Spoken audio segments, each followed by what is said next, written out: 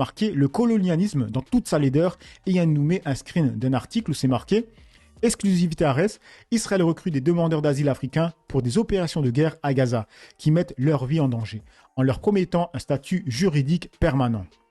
Les responsables de la sécurité israélienne offrent un statut de résident permanent aux demandeurs d'asile qui acceptent de participer à des opérations militaires parfois dangereuses à Gaza.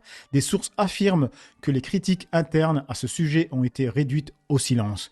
C'est une question très problématique. Et du coup, on finit avec ce tweet qui parle de la même affaire, de Marcel, où c'est marqué l'armée la plus morale du monde. On écoute. Tout commence le 7 octobre 2023 lors du massacre perpétré par le Hamas en Israël. Près de 1200 morts ce jour-là, parmi eux 3 demandeurs d'asile. Par la suite, le pays plonge dans le chaos. Il lance une guerre dévastatrice contre le Hamas et les Gazaouis. Près d'un an plus tard, plus de 41 000 Palestiniens tués, majoritairement des femmes et des enfants. Côté israélien, tout s'arrête. Une importante partie de la population est envoyée à l'armée. Cette mobilisation générale porte un coup d'arrêt brutal à l'activité économique. Les travailleurs étrangers quittent aussi massivement le territoire devenu trop dangereux.